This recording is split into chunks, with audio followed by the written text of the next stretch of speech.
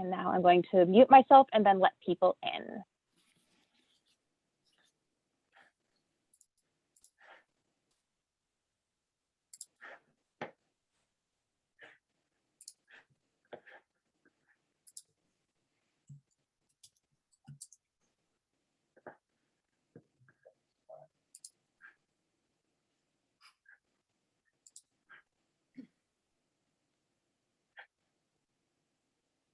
Okay, you're on cam.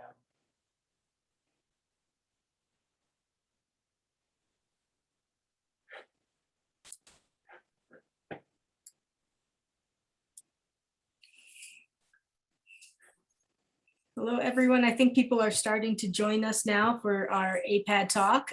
We're just going to let everyone have a few minutes to come in, settle in, find their way through Zoom, and then we'll begin.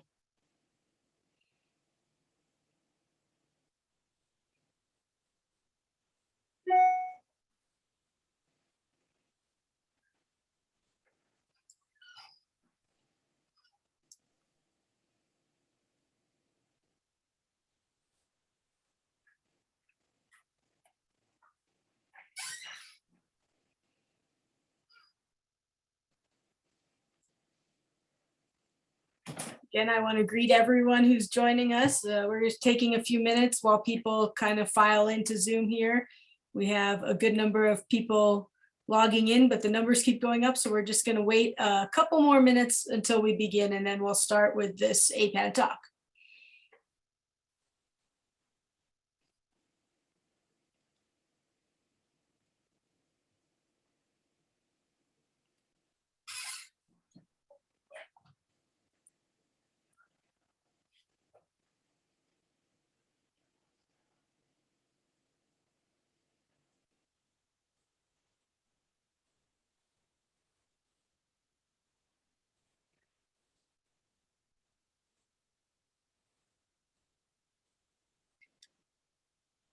And I think that we're a few minutes in now. We have a good number of participants. So I think we'll get started, and hopefully people, as they're joining in, will get to see the bigger part of the presentation, but I'm going to get us going right now. So first, I'd like to welcome you all to our APAD talk for September, the donation conversation. APAD, the Association of International Art Dealers, was organized in 1979. The association has become a unifying force in the field of photography. APAD is dedicated to creating and maintaining high standards in the business of exhibiting, buying, and selling photographs as art. We are very proud to present this APAD talk to you today on the donation conversation. I want to let everybody know that this talk is being recorded and will be available on the APAD website, apad.com. All of the APAD talks that we've done this year are available on there as well. I encourage you all to go and watch and listen. They're quite informative and very interesting on varied topics. My name is Andra Rusik. I am the director of Scheinbaum and Rusik Gallery in Santa Fe, New Mexico. I am also a member of the Appraisers Association of America. Scheinbaum and Rusik has been members of APAD since 1982, which we're very proud of, and we're happy to be a part of APAD and a part of this conversation. I also would like to remind you that everyone will be muted for this conversation except for our panelists and our speakers. If you have questions, which we are very excited to address, we're going to address all of the questions at the end of the discussion, but you're welcome to put them in the chat at any point in time, just so you can keep up and keep going with your thoughts.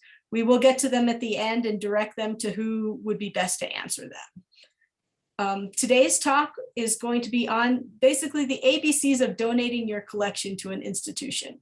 And we are very fortunate and lucky to have a great panel with us of people who are experts in their field, and they're all going to give us their professional perspective. Our first speaker will be Denise Bethel. She's the former chairman of Photographs America at Sotheby's, New York. Denise is now an independent advisor, lecturer, appraiser, and writer based in Manhattan. And we have Virginia Heckert, the curator of the Department of Photographs at the J. Paul Getty Museum. Virginia has been with the J. Paul Getty since 2005, where she served as the department head from 2014 to 2018. And finally, we have Edward Yee, president of Penelope Dixon and Associates. While working on a myriad of appraisal projects, he specializes in the valuation of large archives and estates, as well as negative, transparencies, and copyright. I don't want to take up too much more time, so I'm going to pass this over to Denise, who's going to start us off with her expertise and what she does in this area. So Denise, please go right ahead. Hi, everyone. I'm so pleased to be seeing you all again, even if it's through Zoom. I just want to thank APAD for inviting me to be part of this conversation. As I told APAD when they asked me to do this, one of the greatest pleasures I've had since leaving Sotheby's, where I was very much on the selling side, is helping people give things away. And just to put you at ease, any names that I mentioned during this little conversation, I've got permission from my clients to mention those names. So just briefly, 4 things that I think you should keep in mind when you're thinking of donating to a museum, whether it's 1 thing or 10 things or a whole collection. First of all, know your material. Second, know your museums. Third, know your curators. Fourth, know your timetables. And as a coda at the end, I want to encourage everyone to think outside the box. So first of all, know your material. Anything you can tell a museum about what you have will be very valuable to them when it comes time for them to think about taking your donation and justifying the donation to their respective museum. If you have invoices from auction houses, from dealers, even if you remember that you bought it at Brimfield 20 years ago, anything you can tell a prospective museum about what you have will be all to the good. Now, one thing I want to warn people about, scholarship in the field of photographs has changed drastically in the 40 years that I've been part of this. So what you might think you have may not be what you have. And just be prepared for that when you approach a museum and start discussing your material. Number 2, know your museums. There is no substitute for knowing what a museum might be interested in, what the gaps are in their collections, what they're looking for, what shows, what exhibitions they might be planning, and they might be looking for material for specific shows. We're fortunate that we live in the internet age. A lot of museums have their collections up on the web. You can simply go to the web, and with a museum that has lots of work online, you can see if they already have what you might want to give them, or how what you might want to give them fits into the collection. One of the jobs that I've been privileged to have since I left Sotheby's is helping Joy of Giving Something Foundation give things away. And as some of you may know, there are thousands of photographs in that collection. And my role with JGS, which has been a lot of fun for me, is to be a matchmaker with this part of the collection to this institution. And so look on the web, talk to museums, find out what's coming up. There's a lot of information out there. Number 3, know your curators. And boy, there's no substitute for this, because I can tell you, having done this myself, making a cold call to a museum and working your way up the chain from whoever answers the phone to the curator, to the director, that can be a very long process if they answer your message, which doesn't always happen. So getting to know a curator or curators at different museums is invaluable. Now, just want to put a word of caution in here. This can be a slightly double-edged sword. And I learned this from the late, great collector, Dan Greenberg, I'm sure who is known to all of you. Dan hired me soon after I left Sotheby's to help him give parts of his collection away, which I thought was strange, since he knew museums and he knew curators, He and his wife, Susan Steinhauser, had put together many collections that they'd given away. But Dan hired me to make the first call to certain museums. When I asked him why, since he knew everybody, he said, "I'd rather you made the first call because they'll be honest with you."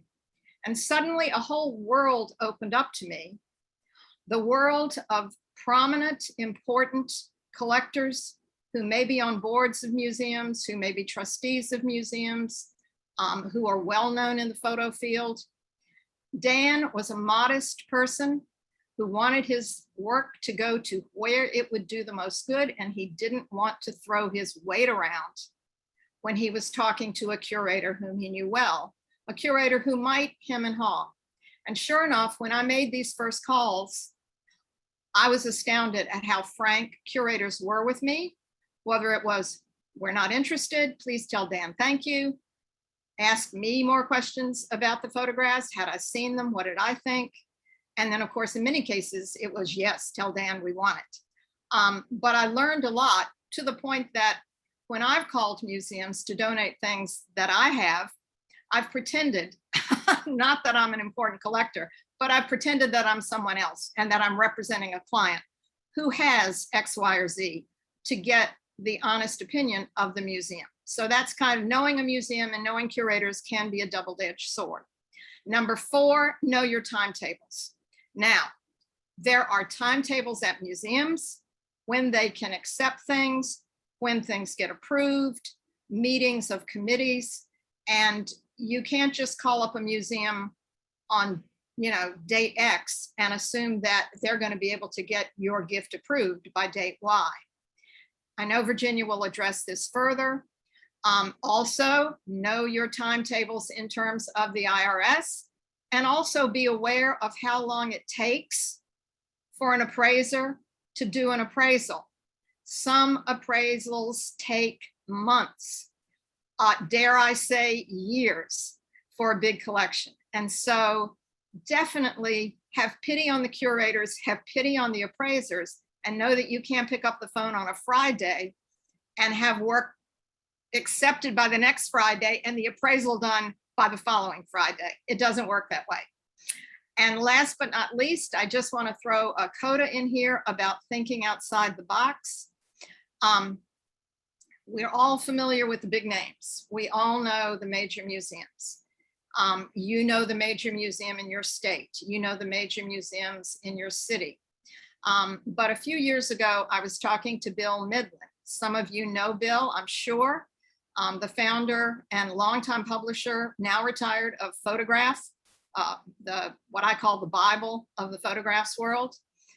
Bill impressed me when he told me that he was donating his photo reference collection and his photo collection to the Queensborough Community College Art Gallery of the City University of New York.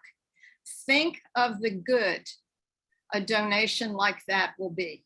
So, widen your horizons. Think about all kinds of places, not just the 5 major museums in the country.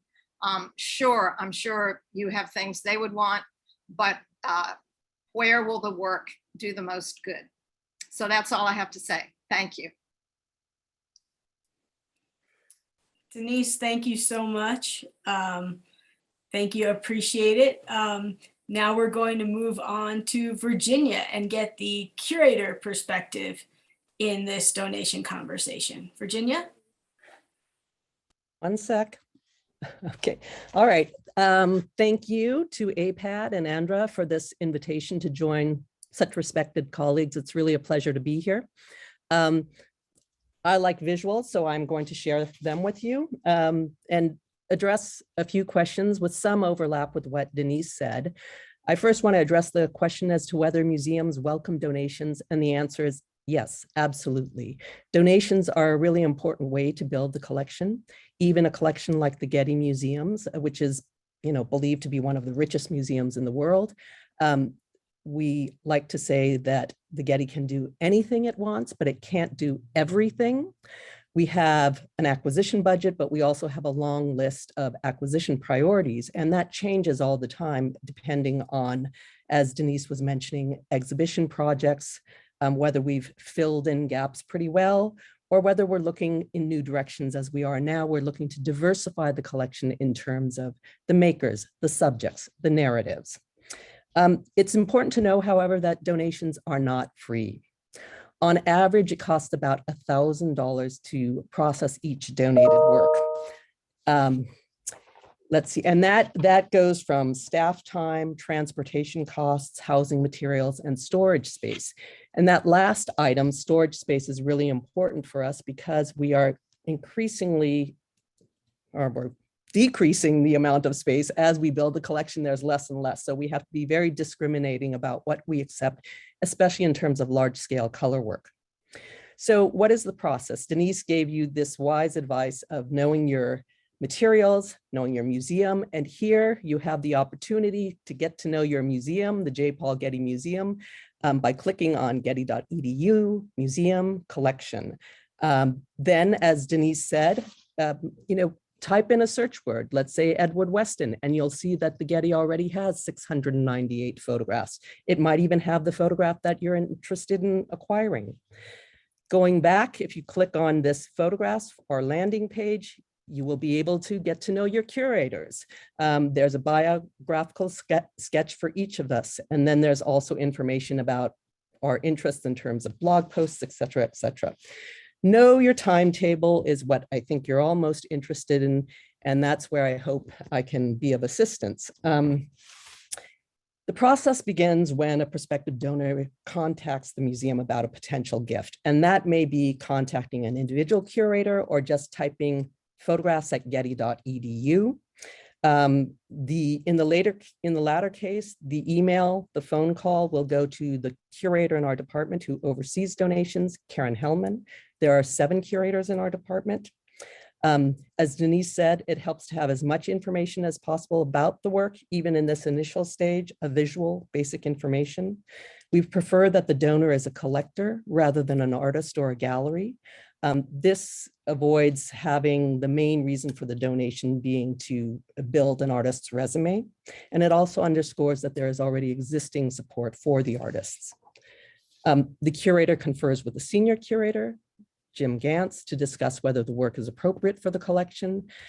We may realize that the donation is better suited at the Getty Research Institute, our sister program, which collects entire archives with negatives, ephemera, et cetera. We do not. Once the senior curator is on board with the donation, the curator informs the donor about the process, with the first step being to view the work. We need to ensure that the work is in suitable condition to enter the collection. We don't want to accept works that have damage, conservation issues before they've even arrived.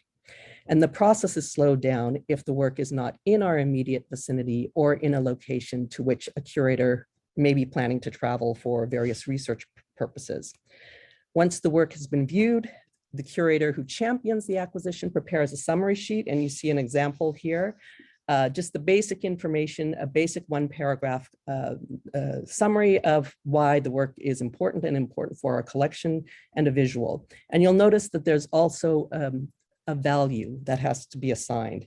That's important to know because works of art that are valued under $100,000 only have to be approved by the museum director, over $100,000 by the president of the trust, and over $1 million by the board of trustees. The senior curator shares the summary sheet with the director and the associate director for collections, and they meet on a monthly basis, but it's not always the appropriate time to talk about acquisitions. So the process can be slowed down, again, especially if it needs to go to the president of the board or the board of trustees. But once the director says, yes, let's move forward with this acquisition proposal, donation proposal, the curator drafts an acquisition proposal and a rights questionnaire, and these include questions that the donor can help answer, as Denise suggested, about the provenance, the history of ownership when the donor acquired it, if there is any import-export history for it, history of exhibiting the object, and then, of course, we have to research about copyright. The paperwork circulates to the registrar's office and legal office for review. The registrar prepares a deed of gift to send to the donor, asking for a credit line for the donation. The registrar also sends a loan agreement to bring the work to the museum. The museum covers shipping costs, and therefore knowing the value is important because we have to know how much to insure it for. For first-time donors, we prepare information. What is a deed of gift? What is the loan agreement? Also, as you can see on the second page, a little bit of information about Irs Appraisal Requirements and that we cannot advise on this. That's where Edward comes in.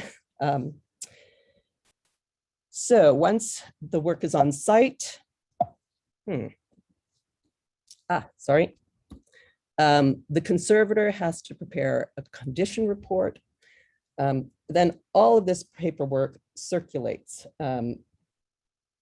Reviews, edits, finalizing. I don't know why. And the work is then accessioned, numbered, cataloged, and housed. And all of this involves the registrar, collections management, paper conservation, and preparators for large scale works. So when is the right time to donate? Donation activity occurs throughout the year. Curators may field offers early in the year, but we generally wait until after June 30th, the close of our fiscal year, when we are trying to complete purchase acquisitions, to really turn our attention to donations. The registrar sends us a calendar with deadlines, and that is, if the gift is over 100 objects, we have to have the works on site and the acquisition proposal and rights questionnaire drafted by October 14th. If it's fewer than that, the deadline is November 29th for all works to be on site, all acquisition proposals and right questionnaires to be circulated and completed, and all condition reports completed. But what does that mean in terms of contacting the curator? Whoops. We need to have approval from the director, as you can see, about a month before, mid to late September, which means the donor needs to approach us in late August or early September for large donations, and for smaller donations, early October. And the reason for that is because all paperwork has to be completed before we break for winter break, which is December 24th. And that's all that paperwork that you saw before. Unlike other institutions, we do not have a curator on site until 6 p.m. on December 31st to accept that last minute donation. With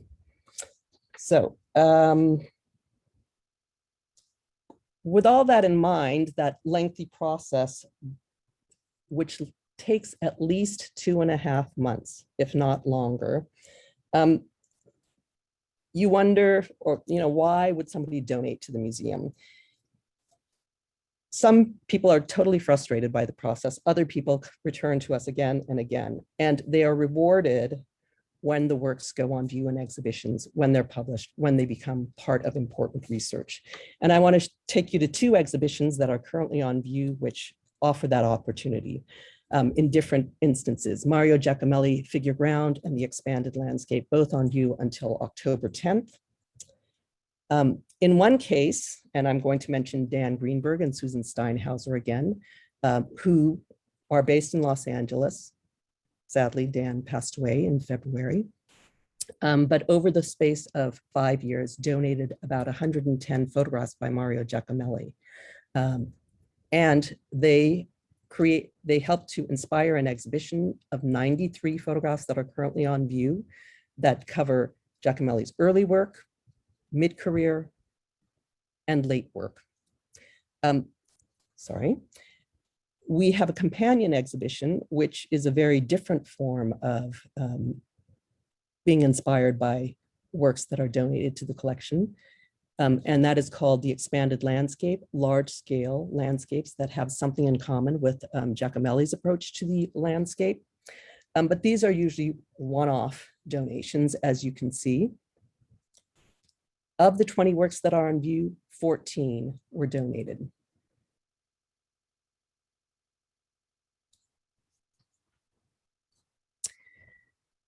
Dan and Susan have been amongst our most generous donors over the years, and the donations that they've given have inspired numerous exhibitions, as you can see here: Alvarez Bravo, Elliot Porter, Graciela Iturbide, beginning in 2001, but also Abelardo Morel and Minor White. We have other instances of major donations that have similarly inspired exhibitions with publications. Where We Live, Photographs of America from the Berman Collection, Bruce and Nancy Berman, which inaugurated our Center for Photographs at the Getty in 2006, but also a large acquisition of almost 800 photographs by Felice Beato in 2007 from the Wilson Center for Photographs that inspired an exhibition with major research on this 19th century photographer. Now, keep in mind that we don't accept gifts only if we promise to exhibit or publish them. We accept gifts because we believe that they will enrich our collection and the work that we can do. And inevitably, a publication or exhibition will come out of them, but we do not have strings attached to the donations that we accept. I want to give just one other example, and that is that sometimes an exhibition can inspire donations. And a really great example of that is the exhibition organized by my colleague, Icons of Style, A Century of Fashion Photography, in 2018, which had over 200 photographs and costumes in it. During the years leading up to the preparation of the exhibition, there were donations made to the Getty's Department of Photographs, in particular from the Herb Ritz Foundation, 96 photographs by Herb Ritz, but also during the course of Paul's organizing the show and its travel to the Houston Museum of Fine Arts. Many of the photographers were so excited about being included that they did donate prints that were in the exhibition. So they came home to us as opposed to going back to their owners. On average, we receive about 20 to 30 donation proposals. In a slow year, 30 to 40 in a busier year. And the number of donations we accept can range from just a few hundred to almost 1,000. It's a lot of work that involves the entire department and really the entire museum. I'm happy to answer any questions afterwards, but thank you for your attention. Virginia, thank you so much. Very informative on what happens behind the museum doors. Now I want to pass it on to Edward, who is going to talk to us about what happens after the gift is accepted with the appraisal process. Edward? Thank you, Andra. It's wonderful to be back with you all again, at least virtually. And I look forward to seeing you all in person, hopefully sometime before not too long. What many of you may not know is that in addition to my appraiser responsibilities at the firm, I actually serve also on the board of the Appraisers Association of America, which is generally recognized as the premier organization for specialist appraisers in the fine arts. So I'm very excited actually to share some key information about appraisals and appraisers, because one of the main objectives is to help the public understand what are these documents? What is this all about? So, to start this conversation, I think a lot of things have been talked on, but I'm going to kind of hit on some important documents, and well as trying to help you understand some key dates, not so much from the, as Virginia just pointed out, and Denise pointed out, do not wait till the last minute, but as far from a legal perspective, when must things be actually finalized? So I'm going to be referencing, you'll hear me say these documents repeatedly throughout. They are IRS Publications 526 and IRS Publications 561. As an appraiser, it's something that I have to reference on a regular basis. And I think it's very prudent for donors to also be aware of the content. Like any IRS and government publication, they can be long, but they are certainly worth the read. First of all, according to publication, IRS Publication 526, you can deduct contributions of property you make to fully qualified 501c3 organizations. However, for the fair market value to be considered as a basis for your deduction, the property must be owned at a minimum of a year and a day. For donations that's a property that's owned less than a year, the basis is typically limited to the lesser of either the cost basis, which you would probably most commonly refer to as your purchase price, or the fair market value. So there are certainly cases where the fair market value might be less than the purchase price. Certainly possible, so something to be aware of. As far as a timetable is concerned, again, get started as soon as possible, but make sure that the donation is finalized on or before 31 December of the tax year that the deduction is to be applied. Don't be waiting till the last second. Make sure that it's all done. The appraisal itself can actually be done anytime up until the point of your tax filing.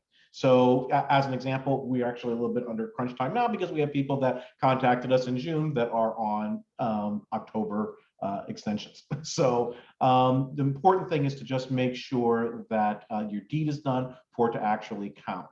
And another important sticking point, which I think is confusing to a lot of people because this will be in the IRS regs, which is a concept that a donation appraisal can be done no earlier than 60 days before the date of the contribution. So an example might be, even though an appraisal report may be dated on or after the date of a contribution, the effective date of the appraisal must be the date of the contribution with an issue date no earlier than 60 days before the date of the contribution. And that really, that I think has to do a lot with depending on when the recipient institution ultimately receives it, they want to make sure that the condition, it's not been 5 years or 6 months, that the condition is relatively recent relative to the time of contribution, as well as, factors relative to the market, in terms of that the information that's been considered and the valuation has been, relevant and recent. Actually, we'll talk about that a little bit more about, what the IRS might consider reasonable comparables beyond that. So beyond the dates, are there any other special public, considerations that a donor should be, concerned about? And I think that this point, I think, does speak a little bit to Denise's point about thinking outside the box. And publication 526 actually goes into great detail about what are qualified recipient institutions. But one of the concepts that is, in appraising is this concept of highest and best use. And it's something to probably be important, to be aware of when planning your gift. So, as an extreme example, a 20th century modernist photography collection is going to pass a test of highest and best use at an institution with an existing or developing photography collection than, say, going to the Hammer Museum, which I can say I have been to in Alaska, and there are literally only hammers, not a lot of photographs in the collection. That having been said, I think that, gifts to institutions with developing programs, helping to make sure that the photography reaches as many, different places is incredibly important. So I think just really think about that, because the reason why it's important is really this, it's founded in the reasons why the IRS and the government allow for deductions to be taken. And that is that, they want to ensure the preservation of this material. And so the key principle in allowing donors to take deductions for charitable gifts is that the act is truly charitable and it's not rooted in the tax break. I think it's also important to be aware of the fact that institutions also have holding requirements for the gifts that they receive. So, upon receiving a gift, the institution actually has to hold, or supposed to hold, the work for a minimum of 3 years. If they were to actually deaccession that work within that 3-year period, they're actually required to submit an IRS form 8282, which essentially notifies the IRS of the amount that the work sold for when they deaccessioned it. And if that amount is less than the deducted value, the IRS will typically contact the donor for the tax due on the difference between the appraised and disposed values. Similarly, sometimes people will contact us because they've made a gift to a charitable auction. And that's not really something that actually requires appraisal because, again, it's being disposed of. So the amount of deduction is really the sales price that's realized during that charity auction. And lastly, as far as a special consideration, it's not something that really applies to collectors, but I think it is certainly something that is worthwhile in noting for artists.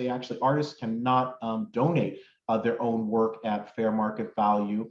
Instead, their deduction is limited to the cost of materials only. I know that's an issue there's been talk about changing that legislation for some time. I think at this point, decades, but it has yet to happen. So once you've completed the gift, which everyone else kind of has spoken about now, I think the question becomes, well, what are the next steps from an appraiser's standpoint? So obviously, as Virginia mentioned, the institution is going to provide you with a deed of gift acknowledging your donation, and has language to cover transfer of ownership, et cetera. The deed of gift is actually important to me as an appraiser. I would like a copy. I need a copy. So you'll share a copy of that, so that way I can determine the effective date of valuation, which is typically the last date that both parties have actually signed the gifts, as that way it's fully executed. But the first question is determine, do you need an appraisal? If the value of the property, of the total property being gifted, is $5,000 or more, you will need an appraisal from a qualified appraiser. If the total value is under $5,000, no appraisals needed. You can do the A2, A3, you can sign it, and you can have the recipient institution sign it.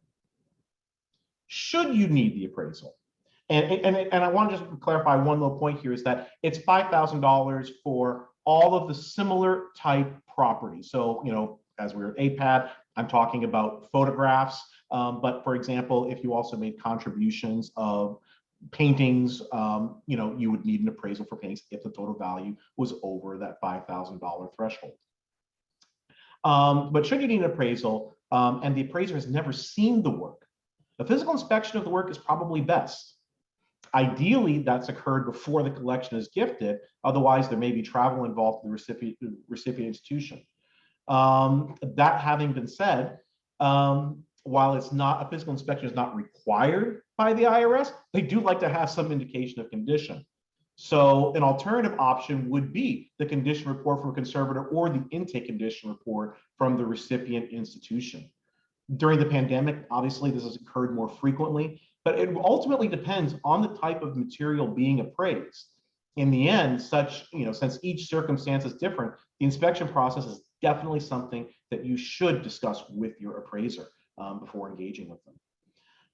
Once the inspection is complete, the price research and analysis is conducted, the appraisal report is prepared and submitted to you with an IRS form 8283 that will be signed by the appraiser. The form will also be signed by a representative from the recipient institution and you as the donor. Ultimately, a copy of the appraisal and the addenda and the fully signed IRS form 8283 should be provided to your tax professional. And that last little bit there is really short of saying something that takes an awful lot of research and consideration, but that's as I say, the soup to nuts portion of what from beginning to end. So importantly from there, it is important, and I think that this is where, being on the board of the Appraisal Association is really important, is to help you understand who is a qualified appraiser, because particularly when it comes to the IRS, they have certain requirements, as one might expect. And a lot of these actually were initially proposed way back in 2006, back during the Pension Protection Act of that year, but they only went into effect a few years ago. So the number one criteria is the individual performing the appraisal has to have either earned an appraisal designation from a generally recognized professional appraiser or appraisal organizations, such as the Appraisal Association of America, the American Society of Appraisers, or the International Society of Appraisers. Or they have to have met certain educational requirements plus 2 or more years of experience in the property they are appraising. And so this requirement, that second alternative requirement, that's because the field of appraising has certainly evolved, and there's a lot of expertise out there in the world, and so they really did try to establish in these regulations, who is able to render such opinion. And publication 561 really does go into a lot about I don't need to go into all the minutia of that here, but if you're interested, you can read it there. So number one is kind of an educational requirement. Number two, the IRS requirement that the individual conducting the appraisal regularly provides such services for which they are paid. You hold yourself out as appraisal, you do appraisals on a regular basis, that's key. And number three, lastly, the individual preparing the appraisal cannot be an excluded individual. These exclusions are actually on pages 10 and 11 of publication 561. But as an example, a person that is party to the sale of the property is not qualified by the IRS or will be accepted by the IRS to also provide the appraisal. They would be an excluded individual. So, while each of these points is important from the IRS standpoint, probably the most important, to me is, relative to the appraisal organizations aspect, because it has a requirement for USPAP. And, like any acronym, this is another one. It basically stands for the Uniform Standards of Professional Appraisal Practice. And it's something that was adopted by Congress in 1989 in response to the savings and loan crisis of 1986. So, it really is about making sure that anyone that's practicing in the field has abides by certain ethics and certain guidelines in rendering their opinion. Another probably important note from a minutia standpoint, because sometimes donors make multiple gifts of different media, like as I alluded to earlier, maybe photographs of painting or sculpture. It should be noted that appraisers must be specialized in the type of property that is being appraised. And that is part of the designation that comes from the appraisal organization. So, an artist, as an example, that made photographs, lithographs, paintings would actually require different appraisers with those specialties, assuming that the appraiser wasn't qualified to appraise all three media. And this is important because there are cases where the IRS has disallowed the deduction because the appraiser did not have the appropriate specialization. So now that we understand who is a qualified appraiser, well, how do they charge? What do you expect to pay? So relative to USPAP, appraisers are not allowed to charge a prohibitive appraisal fee and are not allowed to base their fees on a percentage of the appraised value. As such, appraisers usually base their fees on either hourly rates or a project fee, and they should provide you an estimate for the cost of an appraisal, followed by an agreement that will outline the scope of the work, payment schedule, etc. So just like any other type of business arrangement. So the key point, the question you're all waiting for, how will the appraiser determine value? So we have to first recognize that an appraisal is a professionally informed opinion of value. This is different than purchase price, different than asking price, cost. Those are all facts.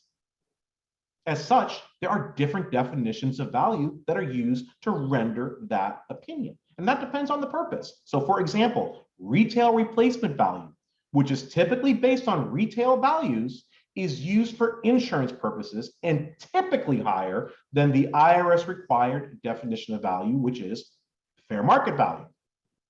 As will come into no surprise, the IRS and the Treasury Department actually have several different definitions of fair market value throughout the code. But according to publication 561, the definition used in donation appraisals is as follows, and I will quote here: the price that the property would sell on the open market. It is the price that would be agreed on between a willing buyer and a willing seller, with neither being required to act and both having reasonable knowledge of the relevant facts. If you put a restriction on the use of the property you donate, the fair market value must reflect that restriction. So important factors that an appraiser should address when making their determination of fair market value is identifying the appropriate marketplace for the material being valued. Is it the retail market, generally referred to as the primary market, or is it the auction market, referred to as the secondary market? The answer to that question will typically be governed by the type of market activity and the specifics of the work being evaluated, as well as your appraiser's knowledge of the market and how they explain and defend their conclusions. Important considerations that should be addressed when considering the retail market is that asking prices are not an acceptable basis for determining fair market value. However, realized retail sales are, which if applicable should include customary discounts. Conversely, when using the auction market as a basis of comparables, the hammer price plus buyer's premium is accepted by the IRS. Something else that I had alluded to a little bit earlier on in the presentation was about the 60-day rule. But because an appraisal is not a prognostication of the future, appraisals are not responsible for sale, and they're not obviously responsible for sales after the issuance of the appraisal report. But it's important to know the IRS will typically consider market activity up to 6 months, and in some cases, up to 2 years beyond the effective date of valuation. I put that out there more as just as a matter of that has happened.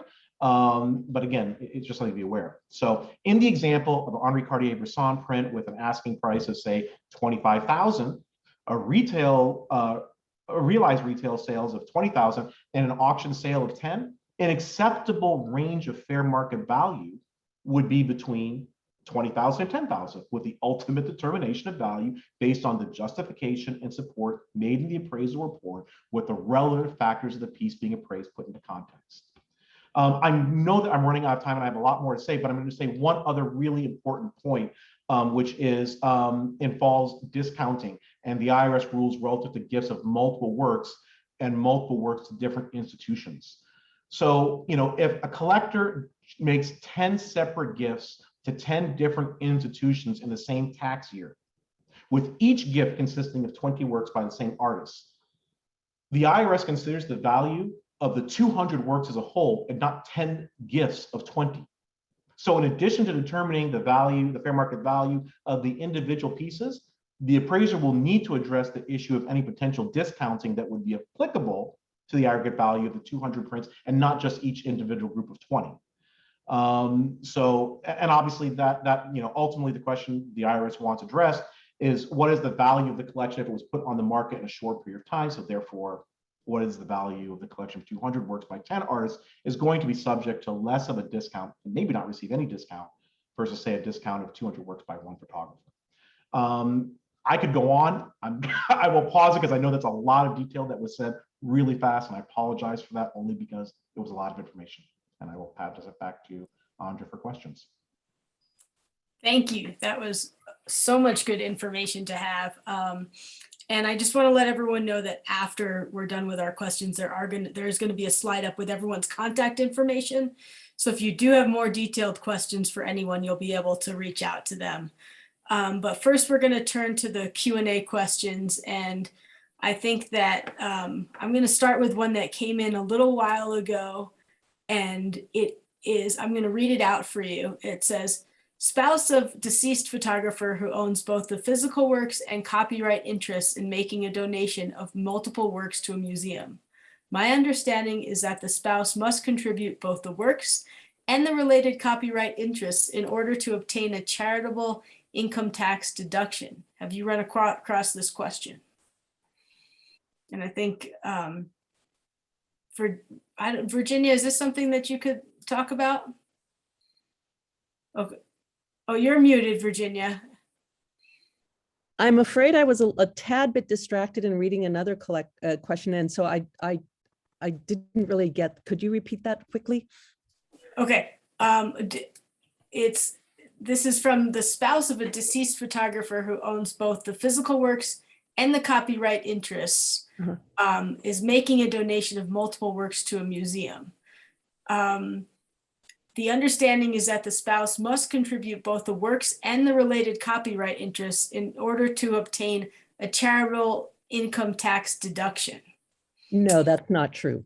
The copyright remains with the artist or with the estate until it goes to fair use 70 years after the death of the artist. We do not obtain copyright. No. Okay. Thank you. The next question that we have, and I'm just going to move through them as we answer so we have enough time, is I thought the holding period in order to claim fair market value was 3 years, not a year and a day. Did this change recently? And Edward, I'll let you address that for a moment. It's always been a year and a day. I think that there are certainly people that have bought under market value will sometimes hold a little bit longer, but it's always been a year and a day.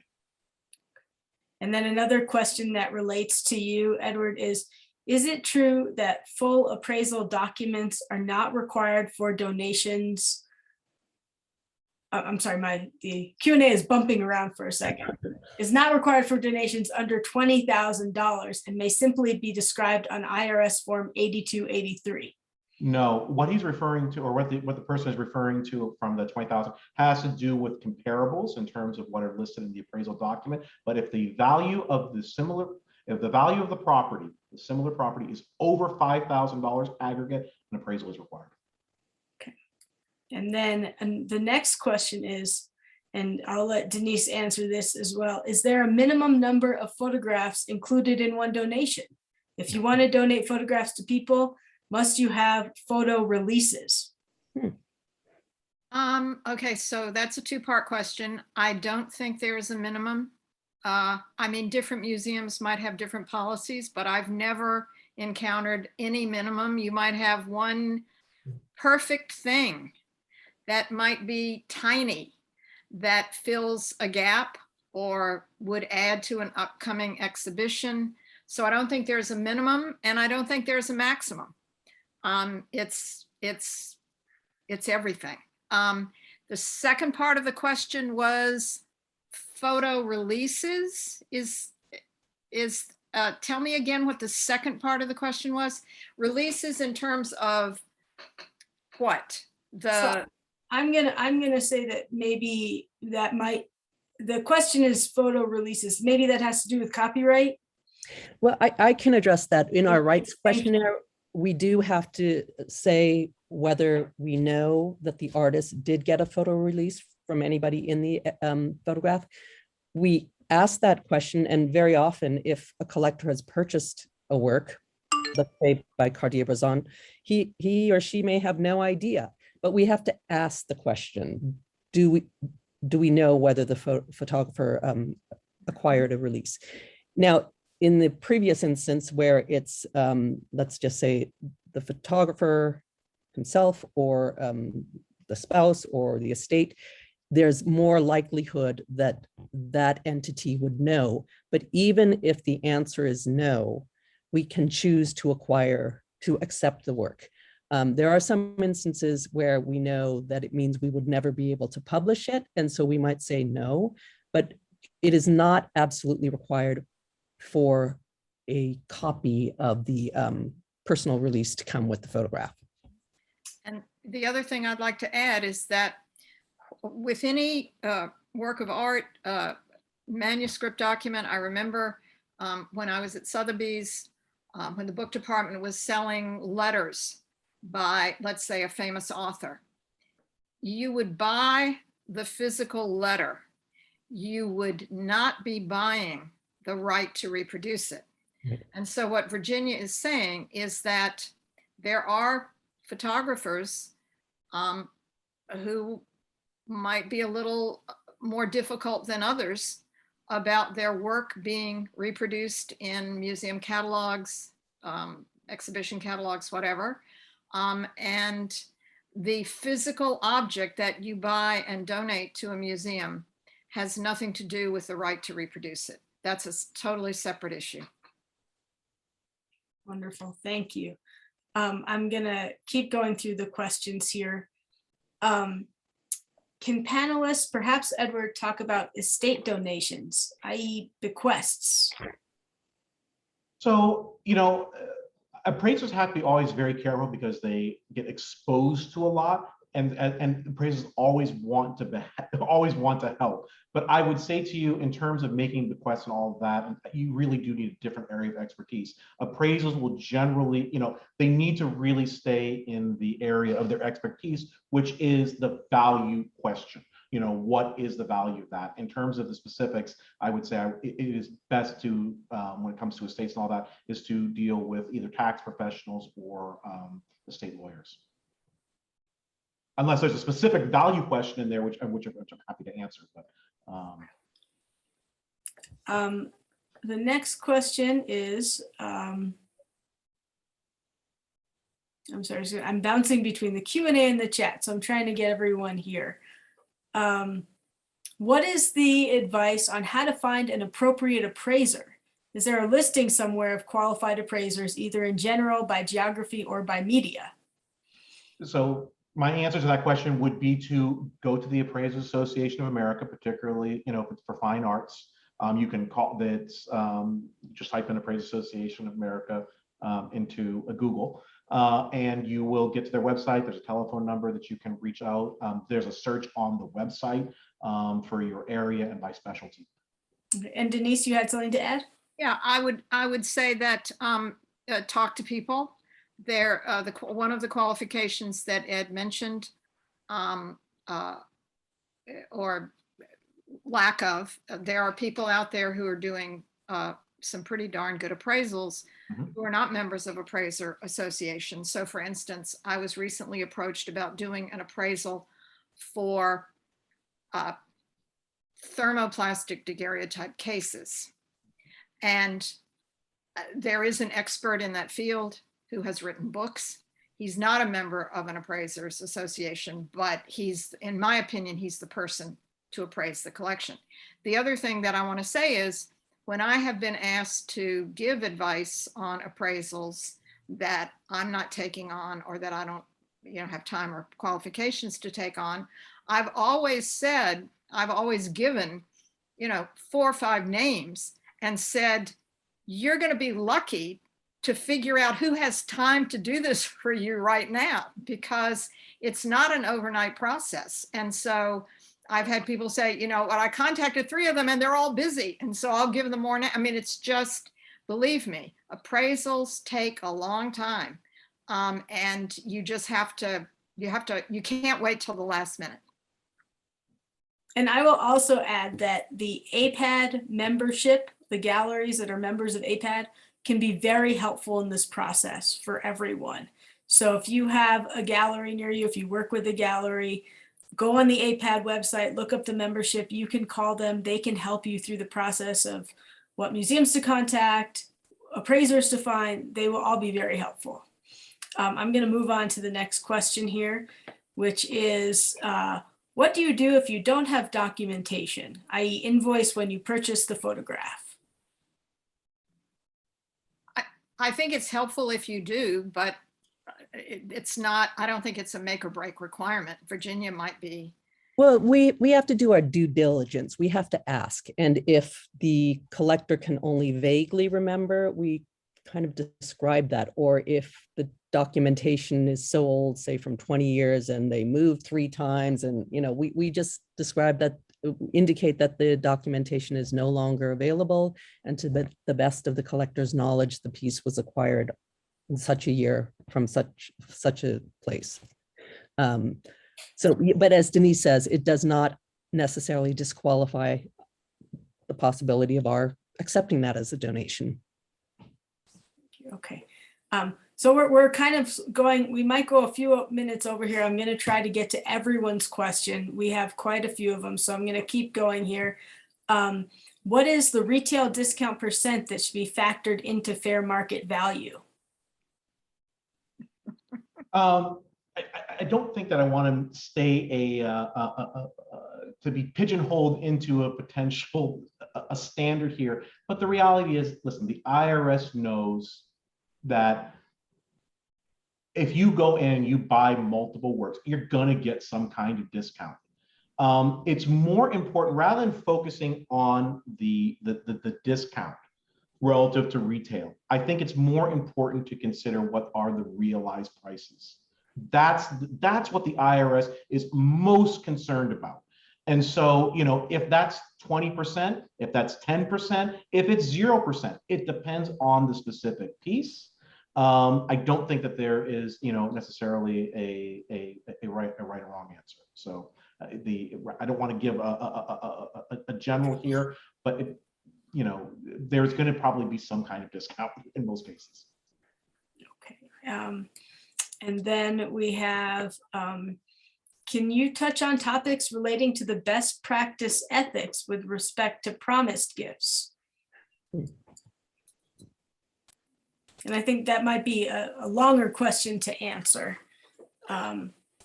Maybe a quick question of how you deal with a promised gift.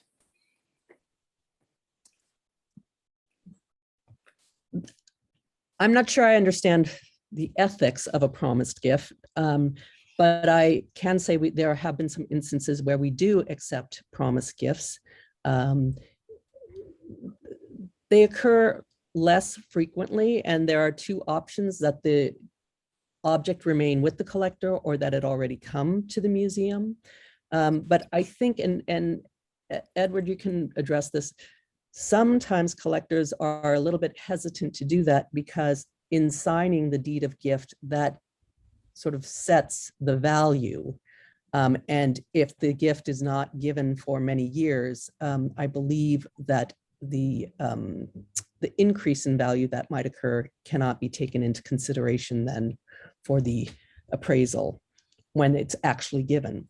But it can be very exciting that works will come to the collection and they can form, again, another pool of objects from which we can draw to exhibit. So I'm not sure quite what the question about the ethics of a promised gift refers to. And I think we'll have the questioner maybe write to one of you after, if it's in a little more detail, I think. For Edward, what is your experience with the IRS challenging an appraisal, and how often does that happen, and what is likely to trigger such a challenge?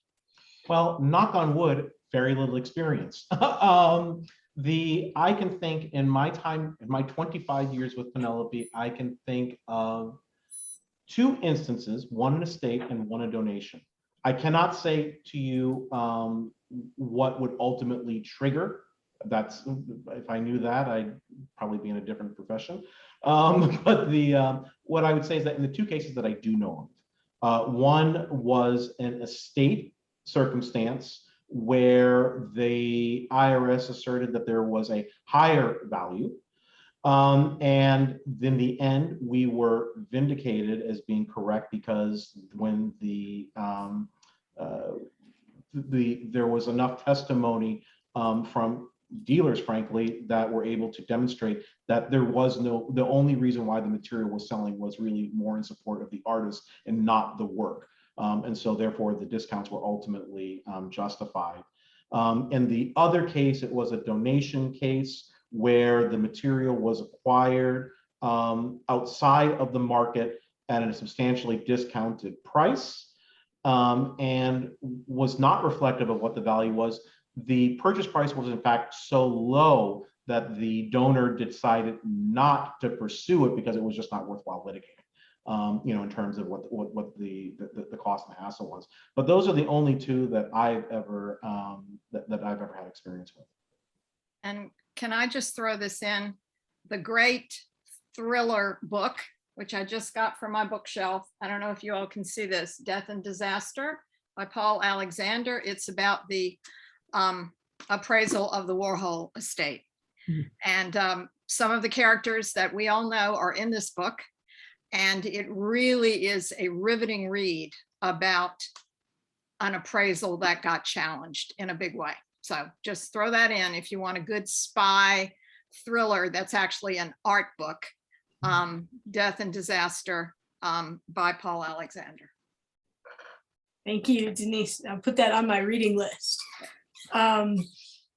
So we are running low on time and we have a lot of questions left. We had a question prior to this from another appraiser regarding appraiser practices. I don't think we're going to be able to get to all of these questions, and I apologize. I'm going to try to get maybe one or two more in, and we'll check on our time. So the next one that we have is this one: how important and necessary is a deed of gift in the donation finalization process? And I'm just going to let Denise, you want to take that for a minute? Or? I mean, I think it's essential. It's essential both from tax purposes. It's essential from the institution's purposes. It's essential from the donor's purposes. It's essential. You have to have a deed of gift. Thank you. Can nonprofit auction sales be used in calculating the future value of a photograph, such as a nonprofit auction on Artsy, etc.? Typically, nonprofits are not allowed as comparables, in part because it's impossible to just, as an example, if a high price is realized, it's really not possible to delineate whether or not it's support of the piece or in support of the charity. Mhm. Okay, and then if an estate wants to donate the negatives from a deceased artist, Oh. how can one figure out the value for That's the? Long conversation, longer than that. Email me or call me. That's a much I longer. think that's Or great. Denise, Thank it's a you. longer conversation. Good. I'm just putting that out there so people know that they can get in touch with you or one of you and you can talk to them about it. So I think this will be our last question, and I'm sorry, everyone, if we didn't get to your questions. They all seem wonderful, but please remember you can contact the panelists. They can help you through this. Again, you can also contact APAD members who can help you through it. This last question will be, how do I go about donating a collection of approximately 1,300 photographs? Some less than postcard size, largest 7 by 9 feet. I have a database record, massive amounts of documentation required.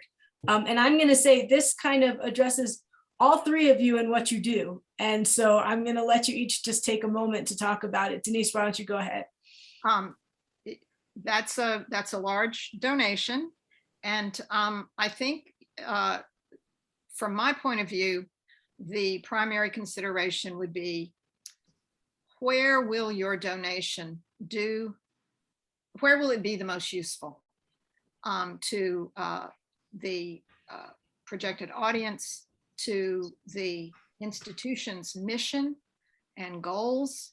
I think from my point of view, that's a real, what I called before, a matchmaking situation.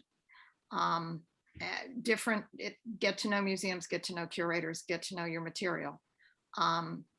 It might be a heavier lift to donate 1,300 photographs than to donate 3, for instance, but it can be done. Virginia? It's just so vague. 1,300 photographs, we have sizes, but we have no idea what the subjects are, who the makers are, what the condition is. This would be an excellent example of where it would be helpful to see some sample images, and then to schedule a visit to view the collection and just determine if, related to what Denise is saying, it would be a good match for an institution, whether it's the Getty or that Hammer Museum up in Alaska, and not the Hammer Museum in Los Angeles. I wanted to make that delineation, actually.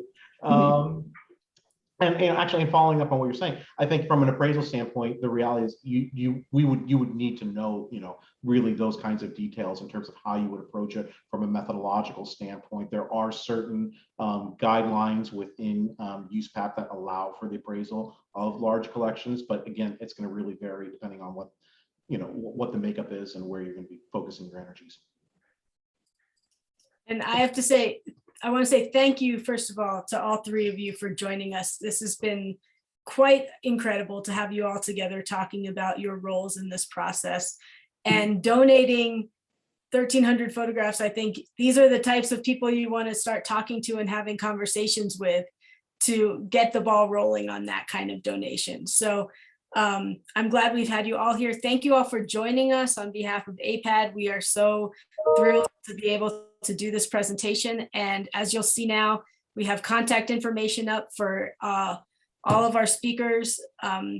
Please remember to visit apad.com to watch our talks, and we will be having another talk coming up in a couple months that we'd love you to join us for. And again, I just want to thank all of you for being here, and I hope you all have a wonderful fall day.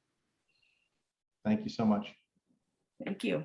Thanks for the invitation, and thanks for all the great questions and the great Yes. moderation. Thanks a lot. Thanks, everyone. Thank you.